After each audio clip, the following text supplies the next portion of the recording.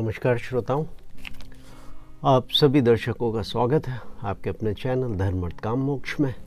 और मन से मानस की श्रृंखला में हम शनय शनय बढ़ रहे हैं लंका की तरफ। तो लास्ट एपिसोड में हमने देखा कि हनुमान जी लंका के बाग तक पहुंच जाते हैं। लंका का किला वो देख रहे हैं, कहीं न जाए यदि दुर्ग अभिषेकी, और वो सोचते हैं कि रात में वो अपना छोटा रूप बनाकर लंका में प्रवेश करेंगे।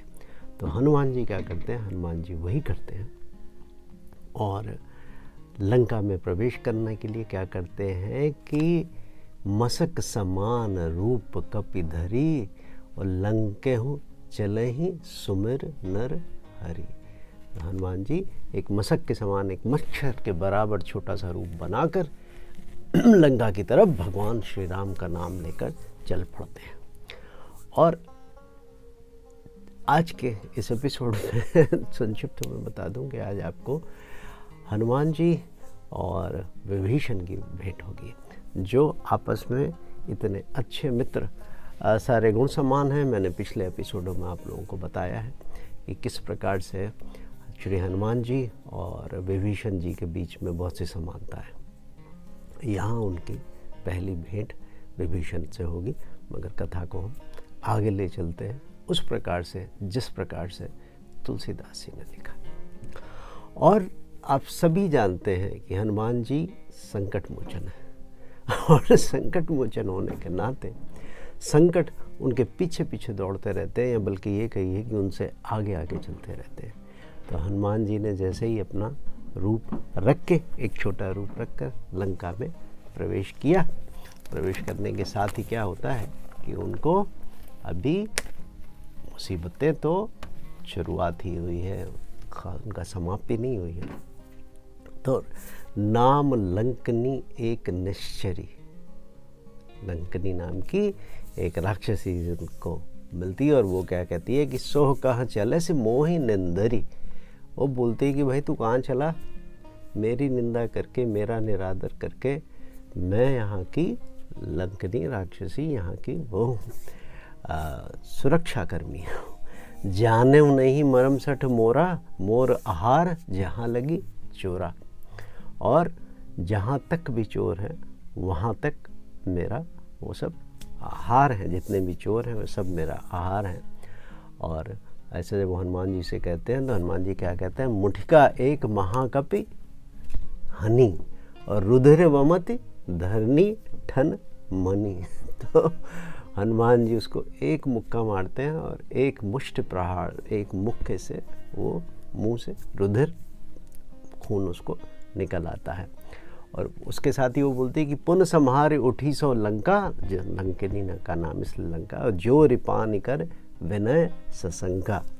कि वो उसको जब मारते हैं हनुमान जी और वो धरती पे गिर पड़ती है तो तुरंत उठती है और हाथ जोड़कर उठती है, उनसे निवेदन करती है कि जब राम नहीं, और क्या कहती है वो हनुमान जी से कि जब राम नहीं ब्रह्म बर दीना और चलत बिरंच कहा मोहि चीन्हा। तो होता ये है कि जब ब्रह्मा जी, वो बताती है घटनाक्रम कि जब ब्रह्मा ने रावण को वरदान दिया था तब चलते समय उन्होंने मुझे राक्षसों के विनाश की पहचान बता दी थी। वो तब से साक्षी है रावण के साथ। तो वो बोलती है, क्या बोला था कि बिकल हो सी तय कपि के मारे, तब जाने सु निश्चर संहारे, और तात मोर अति पुण्य बहुता, और देखे नयन राम कर दूता। अब देखिए, मेरे को हमेशा ये गूज़बम्प हो जाते हैं जब भी मैं वर्णन करता हूँ। ये ईश्वर का ऊपर से संदेश है और उनसे भावनात्मक रूप से जुड़ना, वो एक बड़ी उनकी अनुकंपा है।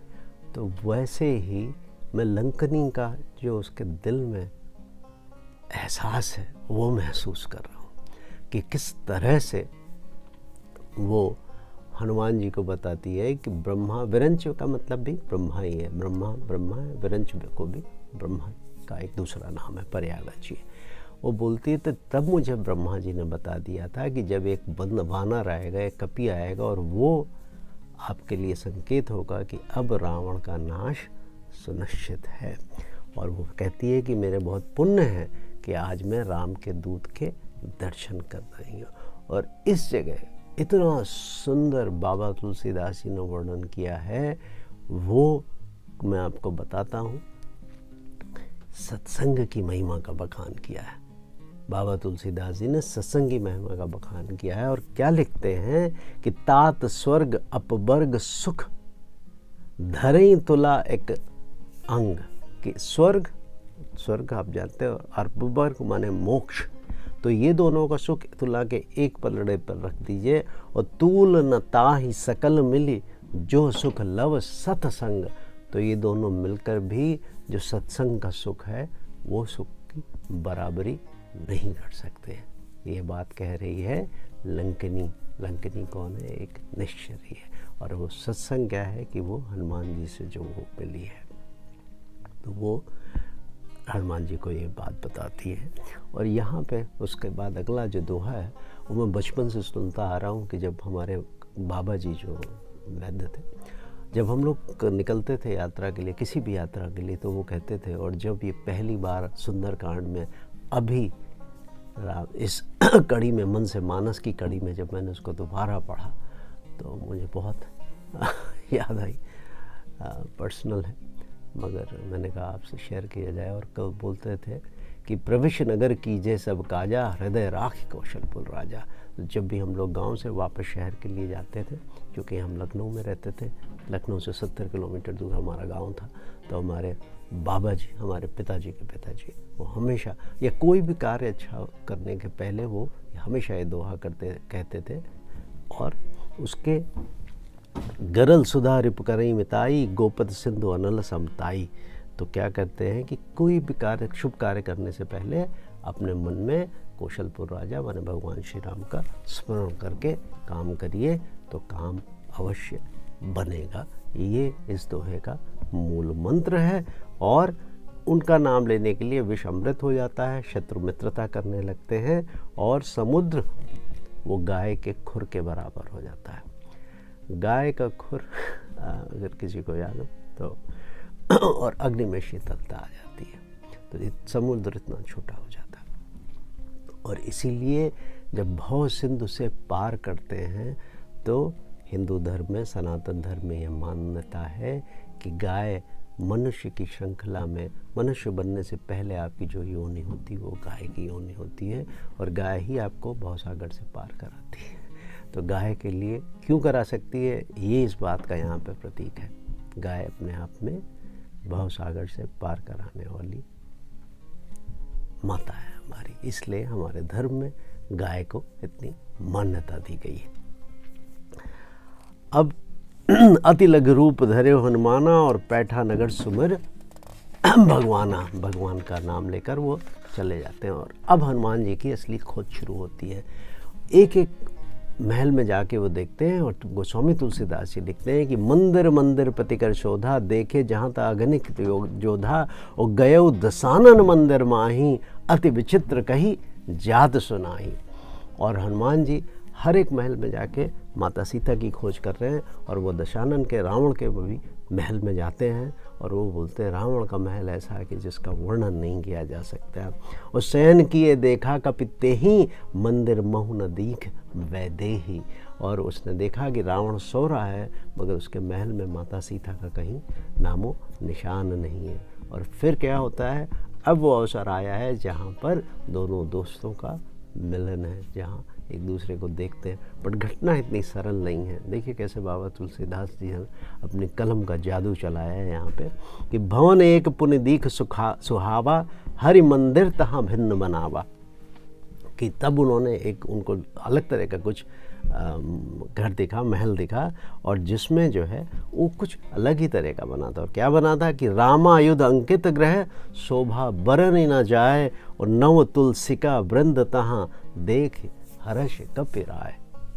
कि उसमें रामायुध बना था, भगवान राम के धनुष और बाण, राम का आयुध धनुष बाण है, रामायुध बना हुआ था। और तुलसिका के वृंद हैं, तुलसी, माता तुलसी जो हर हिंदू घर में, हर घर में भारत में एक समय में और अभी भी काफ़ी घरों में मिलती है, तो वो तुलसी माता का पूरा समूह है। और नवीन तुलसी के पौधों को देखकर हनुमान जी बहुत खुश हो जाते हैं। और मगर उनके मन में संदेह आता, देखिए बोलते कि लंका निश्चर निकर निवासा, यहाँ कहाँ सज्जन का निवासा। कि लंका तो निशाचरों की नगरी है, राक्षसों की नगरी है, यहाँ पे ये सज्जन कौन है जो रामायुधि अंकित है, राम नाम अंकित है। और मनमोह तरक करे कपिलागा, और ते ही समय विभीषण जागा। ऐसा मन में विचार कर रहे हैं, तर्क कर रहे हैं, और विभीषण उठ जाते हैं। जब वो विभीषण उठ के क्या बोलते हैं कि राम राम तहि सुमरन कीना, हृदय हर्ष कपि सज्जन चीन्हा, ऐसन हट करिहूँ पहचानी, और साधु ते होई न कारज हानि। तो उन्होंने, विभीषण ने जब भगवान राम का नाम लिया, राम राम कहा, तो हनुमान जी ने उन्हें सज्जन जाना, दिल में बड़े खुश हुए, और अपनी तरफ से ही उन्होंने विचार किया कि मैं ही इनको अपना परिचय देता हूँ, क्योंकि अच्छे व्यक्ति के, साधु व्यक्ति के कार्य करने से कोई हानि नहीं होती है, बल्कि लाभ ही होता है। और क्या करते हैं बजरंगबली, बाबा बजरंगबली अपना लघु रूप छोड़कर एक ब्राह्मण वेश में आ जाते हैं। विप्र रूप धरि वचन सुनाए, सुनत विभीषण उठ तहाँ आए, और करी प्रणाम पूछी कुशलाई, विप्र कहूँ निज कथा बुझाई। कि आके उन्होंने उनका हाल चाल जाना और पूछते हैं कि हे ब्राह्मण श्रेष्ठ, आप कौन हो, अपनी कथा बताइए। कि की तुम हरिदासन मह कोई, मोरे हृदय प्रीत रति होई, और की तुम राम दीन अनुरागी, आयो मोहि करन बड़ भागी। कि आप हैं कौन, आप कोई हरिभक्त हैं, आपको देख के मन में बहुत प्रेम उमड़ रहा है, तो आप अपना परिचय दीजिए, और आप राम नाम के अनुरागी हो, और मुझे कृतार्थ करने आए हो, आप अपना बताइए। अब तब हनुमंत कही निज, राम कथा निज नाम, और सुनत जुगल तन पुलक मन, मगन सुमिर गुण ग्राम। हनुमान जी फिर अपनी सारी कथा बताते हैं, और बताते हैं कि क्या है मेरे आने का कारण। और तब बहुत खुश हो जाते हैं विभीषण उस बात को। और विभीषण देखिए वर्णन करते बोलते हैं, मेरी दशा क्या है, मैं रावण के राज्य में कैसे रह रहा हूँ। तो सुनहु पवन सुत रहनी हमारी, जिम दसननि महु जीभ बेचारी। कि जैसे दांतों के बीच में जीभ रहती है, उसी प्रकार से मैं लंका में निवास करता हूँ। तो अब बात आगे बढ़ती है, और अपना सारा दोनों में आपस में बातचीत चलती है, और विभीषण से फिर अल्टीमेटली हनुमान जी अपना मंतव्य बताते हैं, अपना कारण बताते हैं कि मुझे बताइए कि कहाँ पर हैं। बीच में थोड़ा वार्तालाप और भी है, मगर